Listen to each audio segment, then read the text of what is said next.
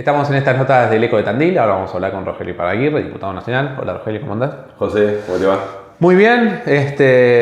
Vamos a tratar de salir de la coyuntura de todos los días, que sabemos y te vemos con actividades varias y en diferentes lugares, no solamente acá en la ciudad, sino también en provincia y en nación. Aportarnos por ahí una mirada sobre cómo estás viendo vos lo que está sucediendo a nivel país, que siempre, bueno, las aguas siempre no están calmadas, siempre están movedizas, pero por ahí la visión de alguien que está en la diaria también puede llegar a mostrar cierto grado de optimismo sobre lo que se puede venir. El optimismo lo tengo como un principio de vida y por eso es una de las razones por las que hace ya muchos años elegí la militancia política y desarrollé mi vocación por el trabajo en lo público, ¿no? Que lo digo con muchísimo orgullo, porque el optimismo, la fe es una condición necesaria. Sí, sí. No se puede volcar la vida a trabajar por los demás si uno no cree que eso va a mejorar las cosas. Con lo cual no me permito dejar de ser optimista. De cualquier modo, a veces la realidad conspira contra ese optimismo y la Argentina de hoy atraviesa dificultades. El mundo, que está patas para arriba literalmente, atraviesa dificultades que tienen enorme impacto sobre la Argentina, pero no es solo la coyuntura y sería un error querer explicar nuestras dificultades a partir de los datos que nos arroja la coyuntura, porque en nuestro caso, en el caso de los argentinos, ya tenemos una serie de capas geológicas que preceden a la coyuntura y explican las dificultades que estamos atravesando. Yo creo honestamente que a mí me gusta orientarme por los datos concretos y particularmente de la economía y su correlato en la sociedad, ¿no? A partir de la segunda mitad del segundo mandato de Cristina Kirchner, yo diría a partir del año 2013 aproximadamente, y esto es lo que dicen los números, ¿no? Una serie de desajustes en la macro que empezaron a tener, al principio no se veía con claridad, pero poco a poco incidencia en la vida, en las condiciones de existencia material de nuestros compatriotas, no han hecho más que de allí para acá profundizarse. Con 4 años subsiguientes a esos últimos años de Cristina Kirchner, que fueron los de Macri, donde recién ahora me parece que estamos ponderando de manera justa y equilibrada el daño monstruoso, sin precedentes, sin parangón del macrismo en la Argentina, particularmente en la capacidad del país para robustecer sus espaldas, para pararse frente a un mundo que está plagado de dificultades, concretamente el endeudamiento sin precedentes en la historia, no de la Argentina, del mundo, desde la fundación del Fondo Monetario a partir del acuerdo de Bretton Woods para acá. El préstamo más importante en la historia del fondo otorgado a un país es el que le dieron a Mauricio Macri en condiciones desfavorables, por eso violando los estatutos del fondo. Es decir, hay una cuestión, lo reconoció el propio Biden y lo contaba el presidente ahora, el daño que hizo el gobierno de Donald Trump al otorgar ese préstamo político al gobierno de Macri, creyendo que con eso garantizaban su reelección. Esto nos dejó una tremenda soga al cuello. Vos tenés en cuenta simplemente que durante esos 4 años cerraron en la Argentina 24.000 pymes. Lo vimos los tandilenses caminando en las calles de nuestra ciudad, digamos. Ni siquiera el peor momento de la pandemia, que era una coyuntura dolorosísima, pero una coyuntura al fin, llegó a tener en locales, empresas y pymes cerradas comparación con lo que significaron particularmente los últimos 2 años de Macri. Tras cartón llega a nuestro gobierno, asumimos una serie de compromisos y somos responsables de lo que sale bien y de lo que sale mal también. No podemos vivir mirando al pasado y decir yo no tengo ninguna responsabilidad. Las tenemos responsabilidades en el día a día, tenemos responsabilidades en los intentos por empezar a manejar y a controlar el fenómeno más dañino de la Argentina, que es la inflación, digamos, y que es el que complica permanentemente la vida de los de a pie, de los laburantes. Hoy vivimos un fenómeno único en la historia argentina, digo, desde la emergencia del peronismo en el 45 para acá, es la primera vez que los asalariados, los trabajadores registrados por convenio con derechos sociales, previsionales, sindicalizados, parte de sus trabajadores están debajo de la línea de la pobreza. Es un fenómeno de nuevo tipo que se explica principalmente por la inflación, que es un mal que nos hace mucho daño. En este sentido, las políticas de nuestro gobierno para, por ejemplo, robustecer las reservas del Banco Central, porque vos sabés que la presión sobre el tipo de cambio genera dos fenómenos. Uno es la brecha cambiaria, que es un fenómeno más financiero que de la economía real, pero en la economía real, que es lo que le importa a la gente, lo que hace es desata las expectativas inflacionarias de los actores productivos, que además en la Argentina, y es cierto, no explica la inflación, pero es una parte, suelen estar los principales rubros cartelizados, lo que se llaman los dueños de las empresas de insumos difundidos. Son 7 rubros que están en muy pocas manos y son formadores de precios, pero no solo porque son avaros, vamos a decir, desmedidamente, sino porque su avaricia está precedida por condiciones económico-financieras que les dan campo de orégano, les generan el campo de orégano a su avaricia y a su ambición, ¿no? Es decir, sería injusto querer, y un poco tonto, explicar la inflación por los formadores de precios. Son un factor, inciden, es cierto, pero no son la única razón. Entonces, para no hacerla mucho más larga, porque además uno a veces se siente que está redundando en algo que la gente no hace falta que le expliquen. Digo, las dificultades de las que estoy hablando las vive en el día a día el trabajador, la trabajadora, la familia argentina, la gente de a pie particularmente, pero esto a su vez se da en un momento donde ocurre un fenómeno dual. Ocurre todo esto y te digo, pero en paralelo empieza a haber cada vez más indicadores y más contundentes de crecimiento y recuperación económica en la Argentina. La inversión privada, uno de los indicadores básicos, elementales, está en niveles del 2011. Es decir, está mejor que antes del gobierno de Macri, la inversión privada. La capacidad instalada en nuestra industria está prácticamente a tope, ha tenido un recupero récord. El empleo, porque en paralelo a este fenómeno empieza a haber trabajo. El problema, volvemos al punto anterior, que es el trabajo. Son los salarios. Exactamente, pero digo, empieza a haber trabajo, crece la inversión privada, crece la capacidad instalada, la capacidad exportadora de la Argentina. Este año viene siendo en el primer semestre récord en nuestra historia. Pero, de nuevo, hay que ir y volver, por eso digo que es dual el fenómeno. Nosotros tuvimos 13.000 millones de dólares de superávit de la balanza comercial en el 2020, 14.000 en el 2021 y aparentemente vamos a llegar a 19.000 este año de superávit. Ahora, uno va a las reservas del Banco Central y no están los dólares. Y acá son estos debates que se dan a cielo abierto al interior de la coalición de gobierno, que bueno, concretamente en boca de la vicepresidenta ponen de manifiesto una preocupación central por lo que viene siendo la coordinación de la política cambiaria, Banco Central, monetaria, digamos, económica y fiscal, ¿no? Esto que ha planteado ya en un par de ocasiones. Sí, me ahorraste la pregunta de la tensión interna, pero además esto que vos estás diciendo, ¿no? Y usaste la palabra política, en un gobierno que considera que la política tiene que estar en todo y que no tiene que ser una cuestión más liberal, el tema de la economía, el tema de lo financiero, el tema de las diferentes variables.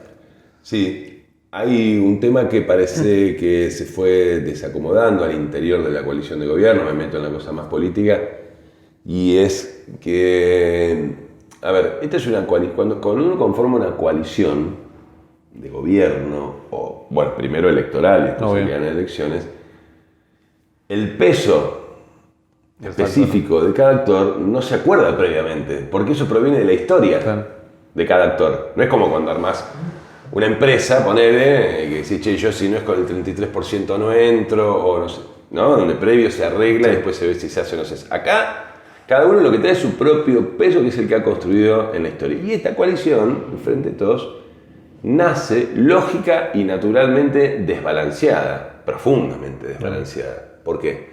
Porque entre las tres patas principales, una es Cristina Kirchner. Entonces, yo creo que esto que es algo que se comprendió al principio, que no debiera ser un problema ese desbalanceo, porque responde a la historia.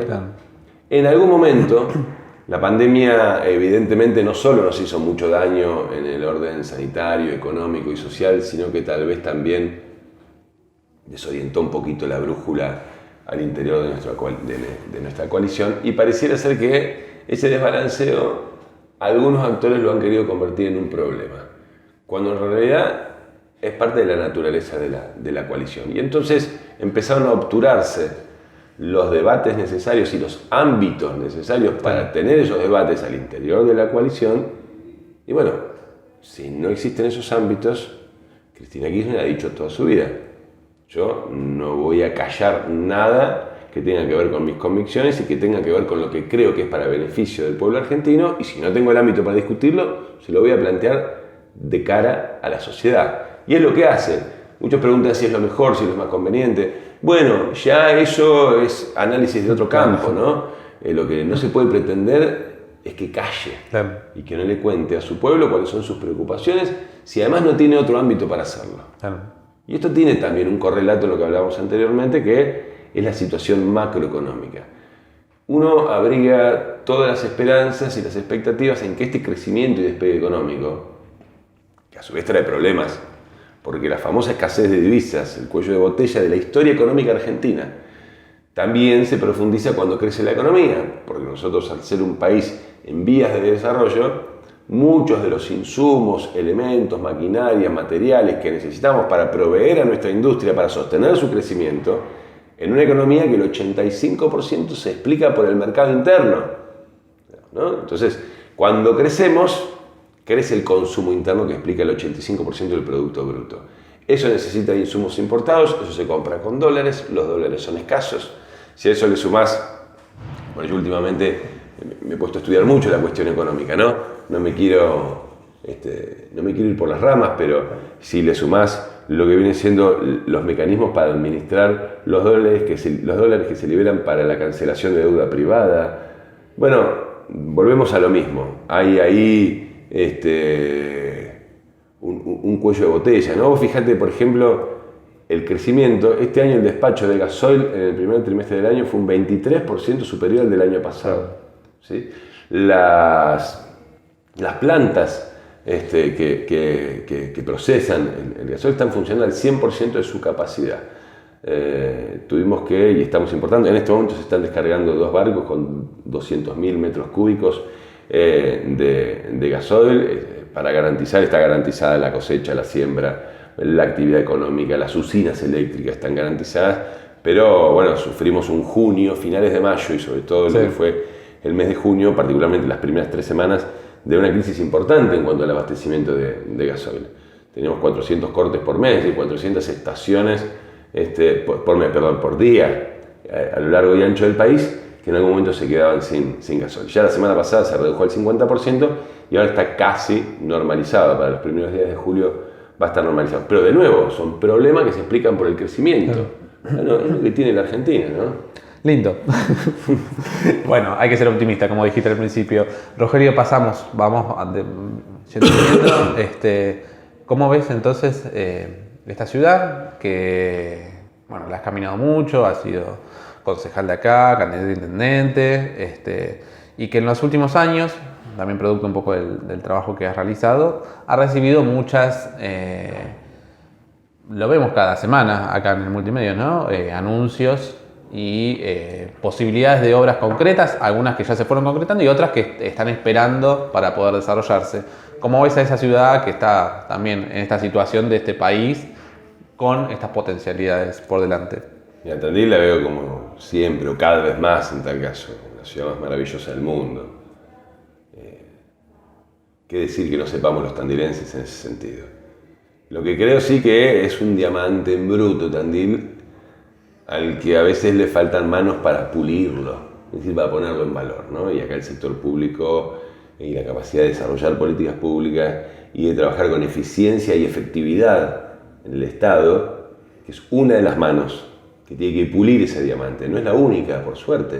El sector privado en Tandil ha demostrado a lo largo de los años una enorme resiliencia y capacidad de salir adelante y potenciar sus propias capacidades, pero se necesita de una sinergia público-privada, y lo que yo veo es a un Estado municipal que precisamente a la par de una asistencia sin precedentes en la historia de Tandil, esto es dato duro, en obra pública y en programas públicos, tanto de nación como de provincia, sin precedentes. Y esto no tiene que ver con las simpatías o antipatías de cada uno a tal o cual color político. Esto es un dato duro, así lo testimonia el equipo del intendente Lunghi y el propio doctor Lunghi, ¿no?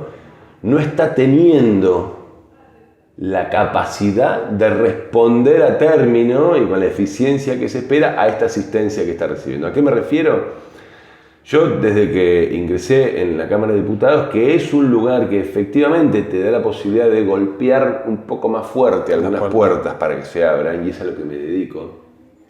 Le decía a un colega tuyo más temprano que casi que trabajo hoy para el equipo del doctor Lunghi más que muchos de su equipo.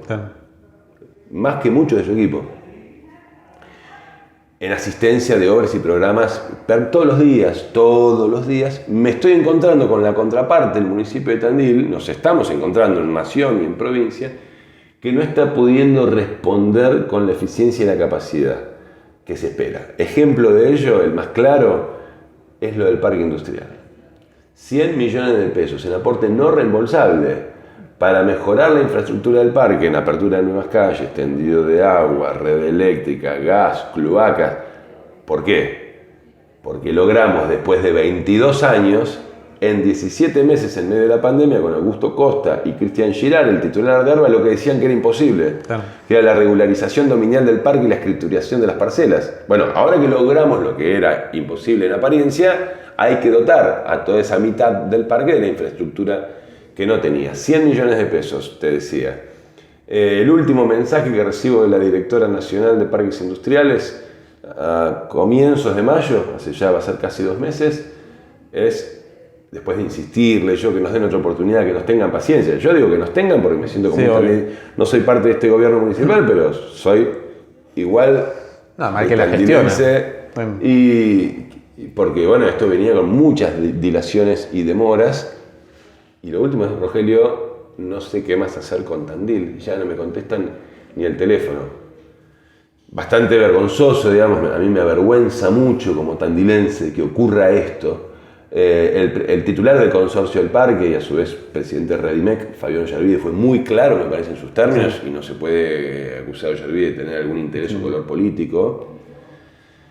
Fue vergonzoso, y más vergonzoso aún cuando en paralelo a estas dilaciones de un municipio que no contestaba ni los mails, te enterás que la titular del área de producción, en paralelo a esto, a que nos perdemos estos 100 millones de pesos, estaba pasándose 28 días en Europa con una agenda que, siendo generosos, es de dudosa necesidad. Claro. 2 reuniones tuvo en 28 días de las vacaciones, ¿no? Estuvo un mes de vacaciones en Europa, digamos las cosas por su nombre, pero pagado por todos los tandilenses. Claro, entonces vos decís, ¿cuál es el orden de prioridades al interior de esta gestión? A mí lo que me preocupa aún más cuando intento encontrar una explicación plausible a esto, es que yo creo que esto en gran medida se debe a que hay un gabinete, hay un equipo que, lo venimos planteando hace tiempo, sufre la chanche que sufriría vos, yo y cualquier mortal. Que vos estás 20 años en el ejercicio ininterrumpido de un gobierno, sea una ciudad, una provincia o de la nación. Algo pasa. En un momento confundís que era una circunstancia en el ejercicio del poder y creés que sos el dueño del poder, y eso produce particularmente en tus colaboradores achanche. El achanche lo venimos viendo hace tiempo. Funcionarios que a las 2 de la tarde apagan el teléfono, cuelgan el saco y no los encontrás hasta el otro día.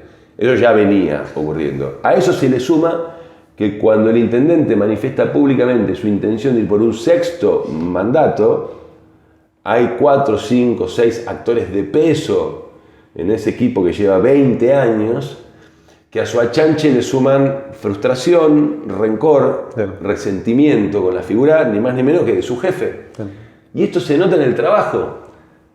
Termino con esto, pero la semana pasada me llaman de Obras Públicas de la Nación a una reunión, asisto, estamos gestionando el 2º Centro de Desarrollo de la Infancia para Pujol y Quintana y Reynoso. La esquina que se reservó para equipamiento urbano del barrio Procrear. Los centros de desarrollo de la infancia son no solo necesarios, sino que además son una política fenomenal. Lo financia la construcción enteramente y el equipamiento del Ministerio de Obras Públicas de la Nación y la Secretaría Nacional de Niñez, Adolescencia y Familia durante 4 años las becas por cada uno de los niños y niñas que transitan ahí, es decir, el funcionamiento, los gastos operativos. Que no va a poder seguir avanzando esa gestión para Tandil, en la que yo venía muy comprometido, porque el primer centro de desarrollo de la infancia que habíamos logrado que se conveniara entre el ministro Catopodis y el intendente Lunghi a comienzos del 2021, debía estar concluido al 100% en mayo, el mes pasado, ¿sí? Y está el 33%, pero además deben la totalidad de los certificados de obra. Este martes que pasó, enviaron una carta a documento. Entonces uno empieza a tener dudas respecto de si seguir empujando gestiones para Tandil o poner un poco el pie en el freno, porque del otro lado no está habiendo capacidad. Y cuando uno se pregunta por qué no hay capacidad, creo que una de las razones, al menos una, es que hay un gabinete loteado que no está funcionando, que dejan solo al intendente. Yo lo veo solo al intendente, y esto es preocupante básicamente porque repercute, porque no es un tema de la política. Esto repercute directamente en la calidad de vida de los vecinos y vecinas de Tandil. Yo te he escuchado en algunos momentos que hablas de que si está la condición política y de ley, de normativa, de que el intendente pueda presentarse una vez más, eso lo decide la gente y está la ley y hay que cumplirla. Ahora, ¿cuál es tu visión particular sobre un posible sexto mandato del intendente en una elección, también teniendo en cuenta esto que estás mencionando? Bueno, efectivamente, porque no soy mezquino en mi vida privada y en mi vida pública tampoco, en su momento me manifesté públicamente en contra cuando sancionaron esta ley y por ende soy coherente y ahora que se levantó sigo pensando lo mismo. ¿Por qué cercenarle a un pueblo la posibilidad de elegir aquello que en cada circunstancia histórica vaya considerando que es lo mejor para sí? Y te democracia. Lo dice a quien le ha tocado competir. O sea, desde un pensamiento mezquino uno podría decir, a mí me conviene que Lunghi no pueda ser más candidato porque es un animal político. Mirá, yo no puedo patalear y hacer berrinche porque en mi pueblo mis vecinos eligen al doctor Miguel Ángel Lunghi. Yo lo que tengo que entender es que si lo eligen a él es porque consideran que es mejor que yo. Y lo que tengo que hacer es trabajar mucho más. Hasta que algún día consideren que no es así. Dicho eso, que creo que es muy claro de mi parte y ha sido muy claro siempre, eso no quita la lectura y las evaluaciones que uno puede hacer de qué ocurre en un pueblo, en una ciudad intermedia como Tandil, cuando la misma persona y el mismo equipo ejerce de manera ininterrumpida el poder 20 años, en este caso, si fuese candidato y eventualmente ganara las elecciones, estaríamos hablando de 24 años. Imagínate que esto que hablábamos anteriormente, de un equipo que empieza a dejar solo al intendente, y que está atravesado por una serie de rencores, porque hay 4 o 5 actores de peso que, convencidos de que les llegaba su hora. Si esto está ocurriendo para evitar el famoso fenómeno del Pato Rengo, en este quinto mandato, pensemos por un segundo lo que puede ser desde el primer día un sexto mandato, si está solo ahora.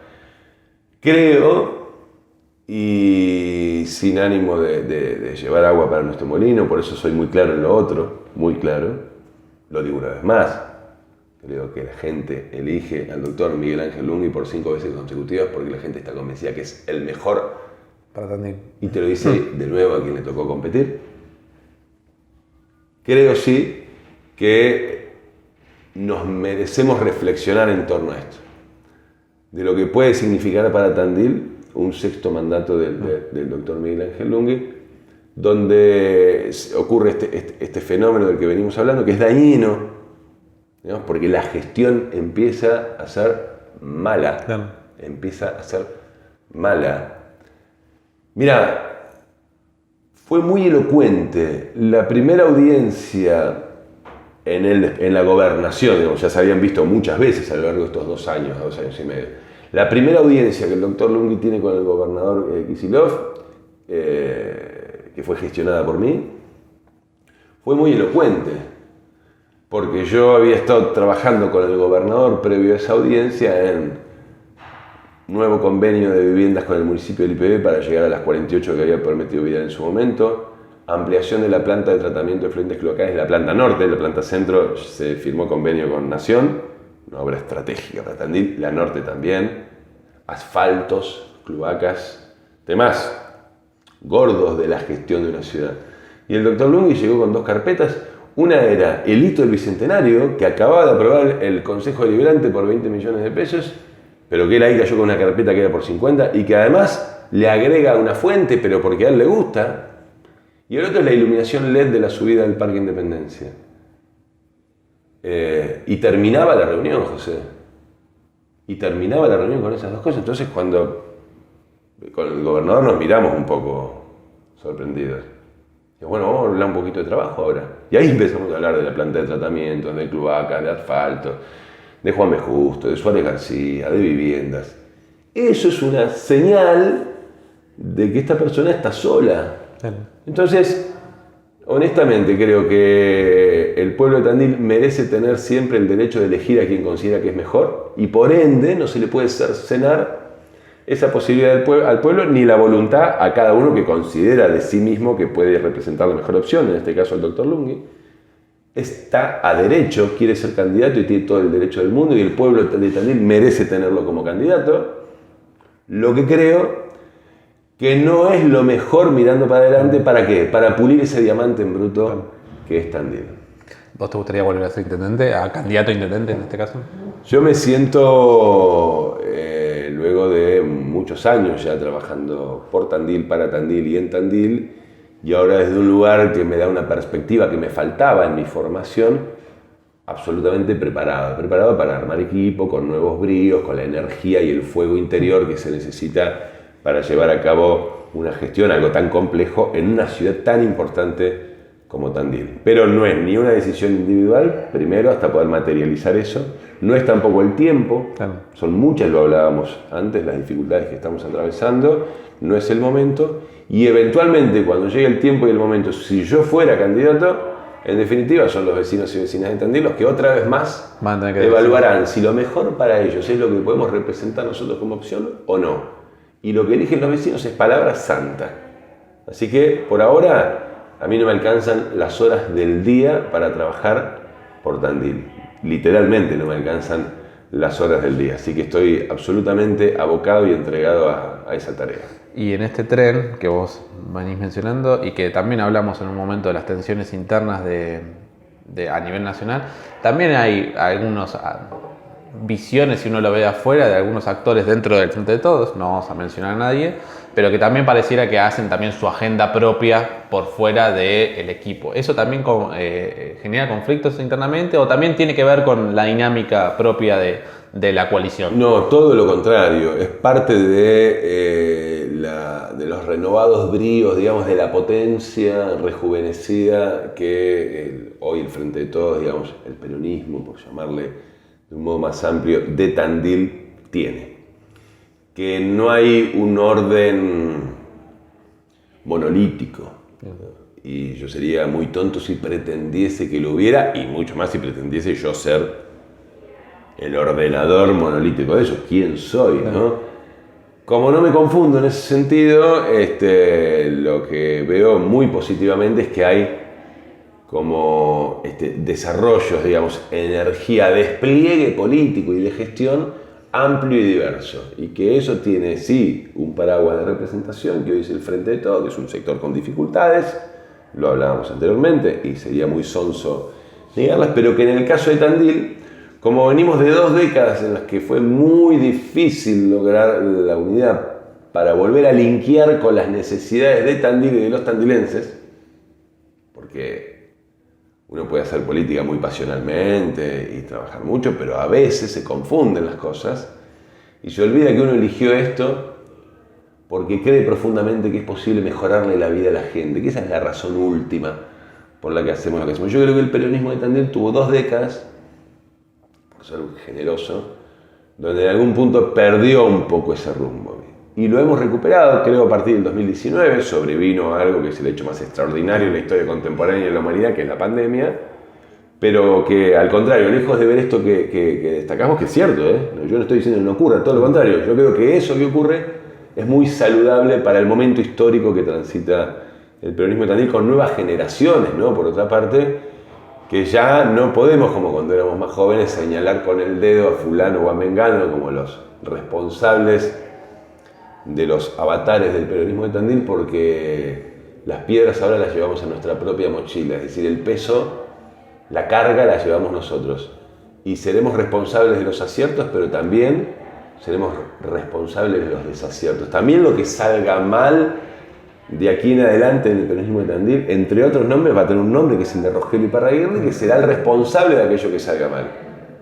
Lo tengo muy presente a eso, tengo una visión de la construcción de poder que creo que es del siglo XXI, donde pedir ayuda no es una señal de debilidad, sino de fortaleza, donde los liderazgos no son efectivos para, en definitiva, lo que importa, que es la vida de las personas, si están en una sola persona y cualquier cosa que desentone mínimamente con lo que esa persona expresa es un problema. Todo lo contrario, yo creo que hay que liberar energías de aquellos que eligen la militancia con pasión, con vocación y que además han sido capaces de formarse en la tarea de la gestión de lo público. Creo que estamos atravesando un muy, pero muy buen momento en Tandil, amén de las dificultades que nos toca atravesar como argentinos. Rogelio, muchas gracias. Gracias a vos, José. Rogelio Iparraguirre en estas charlas del Eco de Tandil.